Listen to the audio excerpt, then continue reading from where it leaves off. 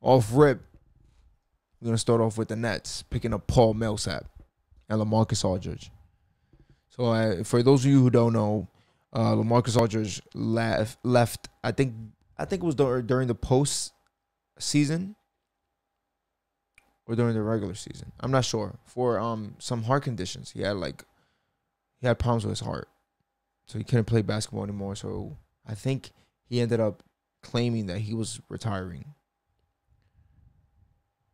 And then now came back from retirement a couple months later.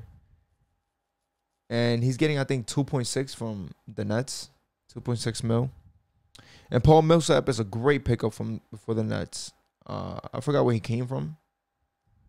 I think he came from Denver, but he wasn't doing shit in Denver. So we'll see. We'll see how that works. But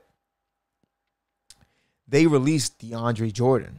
Or they didn't release him, I'm sorry. They traded him to the Pistons, to Detroit Pistons, for, I think it was like 4 picks and then like 2 players.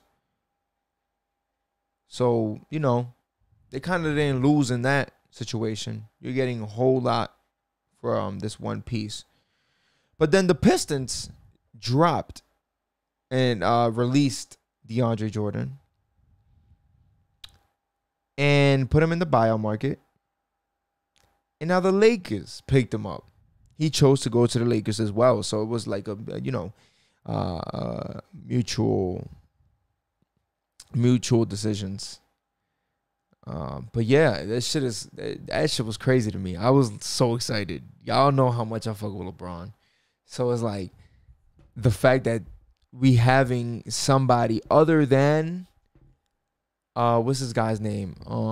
Marc Gasol is amazing to me, because the problem what I have with Marc Gasol is his physical abilities to do things. Now, don't get me wrong. On the court, mentally, this man's IQ is really high up there.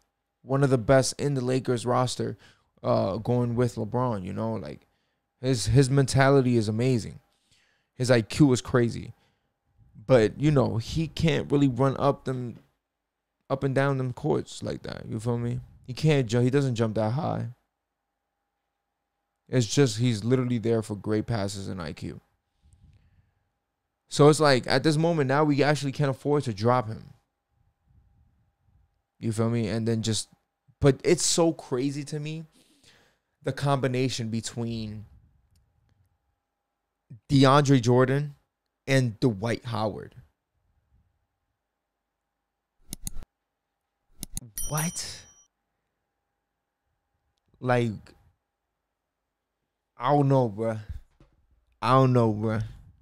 And I wanted that DeAndre Jordan trade from the beginning, from the moment that the Clippers started releasing all of their big 3. Once the Clippers started releasing Chris Paul, Blake Griffin, and DeAndre Jordan, I wanted DeAndre Jordan to be with Bron, when Bron was in Cleveland and whatnot, because I know how well LeBron excels with a great pick and roll center. Now, he then later on got matched up with Dwight Howard, which worked, spontaneously. And Dwight Howard finally got a ring.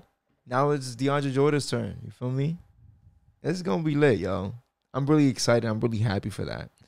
I really fuck with, and I feel like the Nets didn't use DeAndre Jordan the way they should have.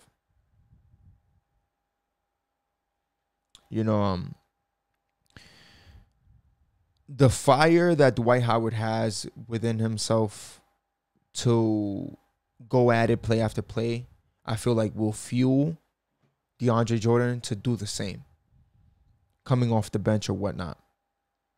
And it also means that the rumor of Anthony Davis potentially having to be forced to play the center a little bit because it was just Dwight Howard and Marc Gasol is completely deaded now that DeAndre Jordan is in the Lakers.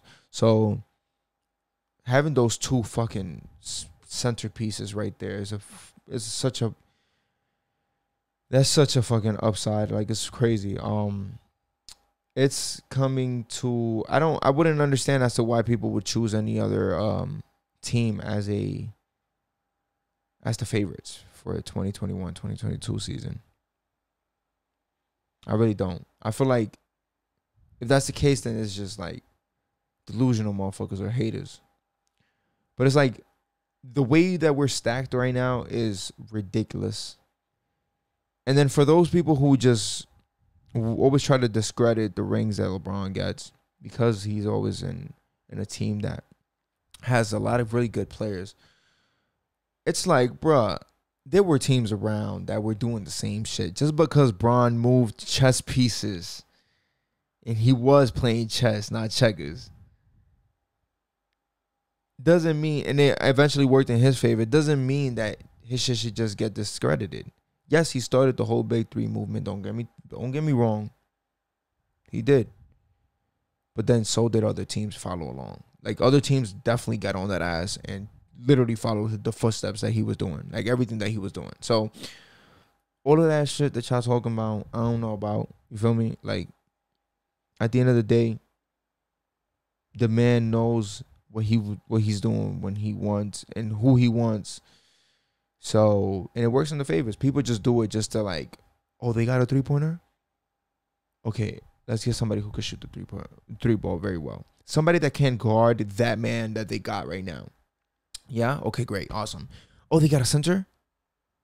Okay, let's look for a 7-footer. Where can we find a really good 7-footer? Oh, he's 6'10"? Fuck. Ah, man, I don't know. Fuck it. Pick him up. Yes. All right, look. You see all the fucking media we having on us?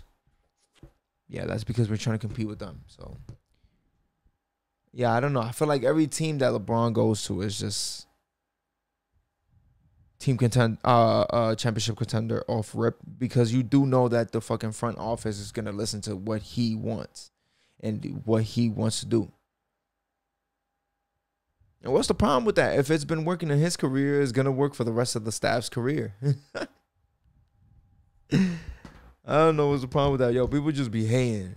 People just be ready to violate, ready to just discredit you in any moment. Just like there's people who will eventually discredit you as an individual.